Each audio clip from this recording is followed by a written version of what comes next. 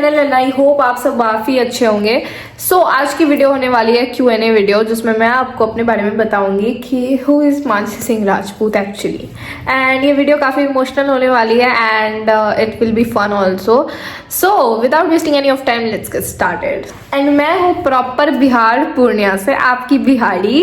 And I am 15 year old, 5'7" height and I am actor, model and a dancer. Actor में theatre actor हूँ और मैं 1 साल से थिएटर एक्टिंग कर रही हूँ। डांस में भी शायद 7 years और 8 years and modelling for 4 years। तो ये सब स्टार्ट कैसे हुआ, माई जर्नी एक्चुअली। स्टार्ट करते हैं बैक देन। जब मैं आई थिंक 4 या 5 years की थी, तब मेरी मम्मी ने मुझे डांस अकेडमी में डाला था। एंड वो डांस अकेडमी मेरे हमेशा दिल से ऐसे टचवुड में बोल रही हूँ, टचवुड मतलब वो मेरे बहुत ही क्लोज रहेगा, बिकॉज वहाँ से मैंने बहुत ही मेमोरीज बनाई है। इनफैक्ट काफ़ी लोग अभी भी मेरे क्लोज है। उस टाइम में जब आई थिंक मैं 4 या 5 की थी, तब मेरी एक बेस्ट फ्रेंड हुआ करती थी। मैं उसके साथ डांस क्लास जाना स्टार्ट किया। मैं अपनी मम्मी के सामने से डांस वांस करके दिखाती थी, तो मेरी मम्मी ने वहाँ पे मुझे ज्वाइन करा दिया। एंड उसके बाद जो है मैं वहाँ पे डांस करने लगी एंड मेरी फ्रेंड ने ही छोड़ दिया। उसके बाद मुझे काफ़ी अच्छा लगा डांस करना। फिर से जो मेन मतलब वहाँ पे हार्ड बैच होता था, उसमें मुझे डाला गया एंड हम लोग ने बहुत मस्ती किया था उस टाइम में। मतलब फिर जब आई थिंक 3 या 4 साल हो गया, तो हम एक बहुत ही बड़ा रियलिटी शो के लिए ऑडिशन देने भी गए थे, जिसमें आई थिंक हम लोग सिलेक्ट भी हुए थे।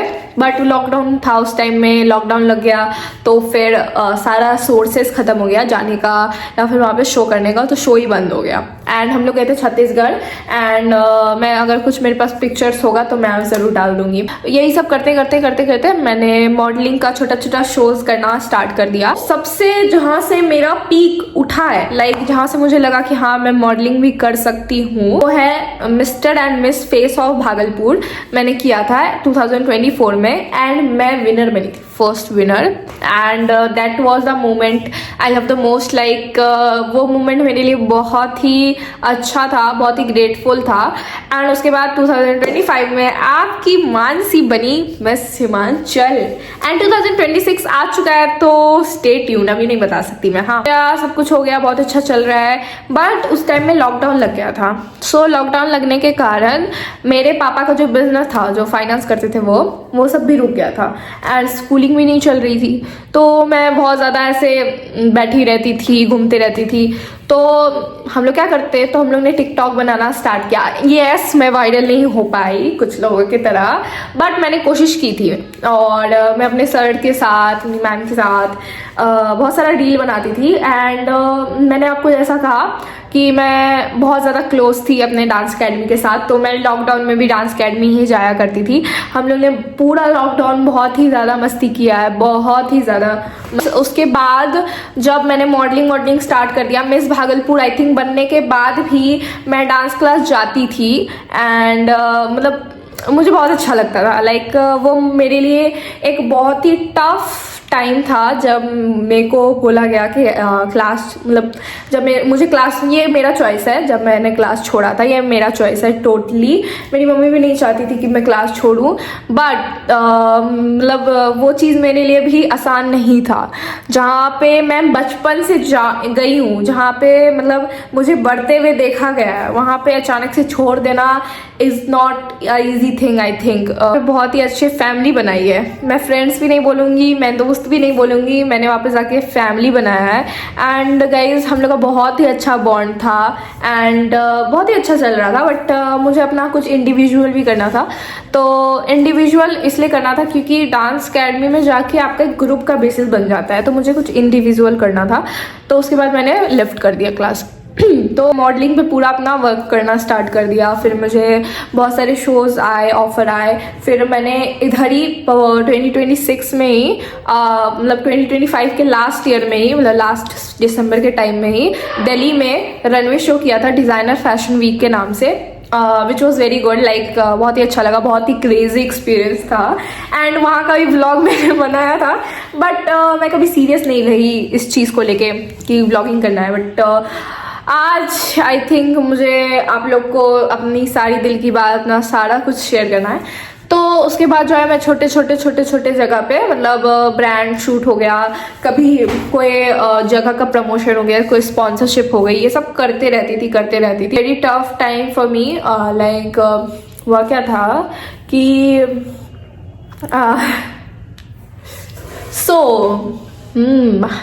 तो मेरे पापा चले गए थे उस टाइम में दिल्ली, एंड वो टाइम मेरे लिए काफ़ी टफ था बिकॉज लाइक होता क्या था कि मेरी मम्मी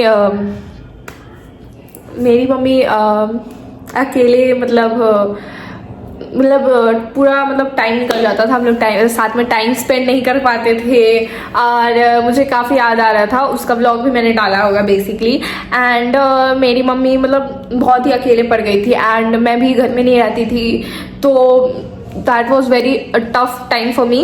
एंड उसके पहले ही क्या हुआ था ना कि दिल्ली जाना भी पापा को बहुत ज़रूरी था, क्योंकि हुआ ये था कि मेरे एक कोई फैमिली मेम्बर ने, मैं नाम नहीं लूँगी, मेरे कोई रिश्तेदारों ने, मुझे डर नहीं लगता एक्चुअली, तो मैं रिश्तेदार बोलूँगी, और ऑब्वियस बात है मैंने किसी को ब्लॉग भी नहीं कर रखा है, तो आप लोग रिश्तेदारों, आप लोग अच्छे से भी ये वीडियो देख सकते हैं, एंड जिसके लिए बोला जा रहा है वो भी समझ गया होगा, ऑब्वियस बात है।